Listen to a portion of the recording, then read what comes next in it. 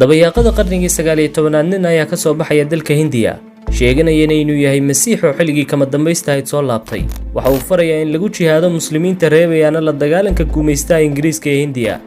tiro kooban oo dadka Hindiya kamid ah ayaa aaminaya madhabtan sanado yar kadibna waxa koror baaxad weyn ku imanaya dadyowga fikradan taabacsan waxaana isku magacaabayaan al-Ahmadiyya warbixinada qaarna waxay tilmaamayaan inay kaliya tahay khiyaano farsamaysan oo sirdoonka ugu wasakhda badan taariikhda aadanaha ee Ingiriisku ku majara habaabinaya cid kasta oo damacda inay daaha ka faydo taasoo hadhow tolo loo aqoonsan doono wakaaladda MI6 ee Ingiriiska haddaba ku soo dhawaada sheekada tafatiran ma jirto taariikh rasmi oo loo celiyo asaaska mid kamid ah wakaaladaha sirdoonka ugu awoodiya dhaqaalaha badan dunida oo idil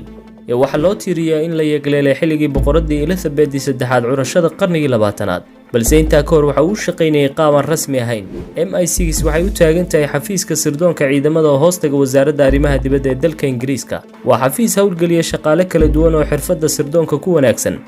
bixiyana diraasado ku salaysan sida cadawga loo khiyaameeyo waxaan u dhaqan galiyay fikradda qayb iyo xukun iyadoo shaqaale sireedkiisu dejiyeen mashruuci lagu wiiqayay awoodii gudaha ee Uthmaaniyiinta sidoo kale waxa uu dardar galiyay danihii Ingiriisku ka lahaa dalkii uu guumaysanayay Hindiya waxaanu xakameeyay dagaaladii jihaaddoonku kula jireen xoogagii Ingiriiska gaar ahaan waqooyiga Hindiya aqlabiyadoodu muslim ahayd aaminsanaayeen in jihaadku ku waajibay arwaaxdooda haddii dalkoodu gacanta u galo gaaladii Ingiriis waagaas waxa soo baxay nin lagu magacaabo Mirza Ghulam Ahmad oo sheeganaya nabinimo iyo inuu yahay Ciise Masiix oo soo laabtay xilligii kama dambaysta ahayd ninkan waxa uu gabi ahaanba ku tilmaamay jihaadka lagula jiro Britain inuu sharci darro yahay Ingiriiskuna waxa uu taageeray madhabta ninkan iyo dadka u daacadda ah iyagoo isku dayay inay fikirkiisa ku baahiyaan guud ahaan dhulalka muslimiinta ee Ingiriisku guumaysto balse xilligaasi waxa bilaabmay banaanbaxyo lagaga soo horjeedo madhabtan ninkaasi xirtiisana waxa lagu eedeeyay inay qalooc badheedha ku wadaan tiirarka islaamka waxaana isaga iyo dadka aaminsan fikirkiisa ay ku dhaqan yihiin dalka Britain iyagoo hoos saarsanaya magaca dariiqada Ahmadiyya taageero dhaqaalana kala kulma dawladda Ingiriiska Hindiya oo kaliya ma aysan ahayn dhibanala diifaysan qaska sirdoonka Britain ka dhex wada gudaha waddankaasi ee waxa khadka ku jiray dawladda Masar kadib intaanu ka dhicin kacaankii madaniga libraaliga ahaa sanadkii 1919 ee uu hogaaminayay Saad Saghluul kacaanku waxa uu bartilmaameedsanayay in Ingiriiska meesha laga saaro gobonimada shacabka Masar gacantooda lagu soo celiyo kadib 7 sano kacdoonkaas waxa soo baxay nin lagu magacaabi jiray Xasanul Banna oo carabaabay inuu khilaafadii dib u soo celin doono kuna xukumi doono dadka reer Masar kitaabka Ilaahay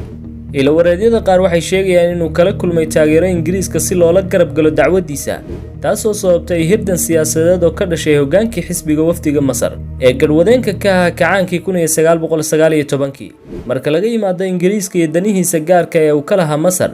uguna muhiimsanaayeen marinbiyoodka Suez iyo shacabka Yuhuudda in loo soo raro dhulka Falastiiniyiinta iyagoo fulinaya heshiiskii Balfour ee caanka ahaa kaasoo door muhiim ay ka qaateen sirdoonka Ingiriisku sidii loo taageeri lahaa Yuhuudda iyo buddiga dacaayadda sahaayinada loo rarayo bariga dhexe sidoo kale waxay dhidibbo adag u sameeyeen maamulkii guumaysiga Ingiriiska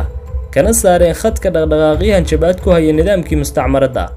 dawladda Ciraaq waxay u dejiyeen tiirarka boqortooyada ee waddanka lagu maamulo halkay cudud taageero u muujiyeen afgambigii uu soo abaabulay Rida Pahlavi ee dalka Iran sanadkii 1953 hawlgalkii loogu magac daray Operation Boat ama TBHX project dagaalkii koowaad ee adduunka waxa kooxdan sirdoonka ay ku guuleysteen in Ingiriiska la wadaagaan xog muhiim ah oo u sahashay Jarmalka in lagaga roonaado dagaalka waagaas waa markii ay mutaysatay wakaaladani magaca MI6 dagaalkii labaad ee adduunka waxay hawlgeliyeen sirdoon tiro badan oo qaarkood ku ag hareereysnaayeen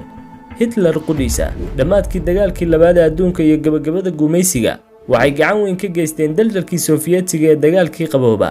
khatarta ay Ruushka ku hayeen waxay ka sareysay tan CIA-da Mareykanka hawlgalladii MI6 waxay ahaayeen kuwa ka taagan bariga dhexe ilaa dhamaadkii isticmaalka waxaana hindiseen hanaankii maamul ee ka hirgelay dalalka aaggaas dhaca iyagoo la baahiyay maqaallo tiro badan oo xusaya qaabka ay ula tacaaleen nidaamyo lid ku ah reer galbeedka fikirkoodana ka biyadiidsan sida dalka Masar xilligii Jamaal Abdi Naasir iyo Ciraaq waagii Saddam Hussein arrinta soo jiidashada mudan waa in sirdoonkan ilaa hadda aan la ogeyn dhaqdhaqaaqyadiisa ayna yihiin kuwa gabi ahaanba qarsoodi ah sanadkii 1992 ayaa London xaqiijisay jiritaankooda kadib markii ay guteen waajibaadkii iyo ujeedkii loo aasaasay uuna burburay midowgii Sofiyeetigu balse ilaa hadda way jiraan oo dunida ku kala daadsan yihiin shaqaale sireedkeedu qiimeyntii la sameeyay waxay gelisay kaalinta labaad ee sirdoonka dunida ugu khatarta badan marka laga yimaado Mareykanka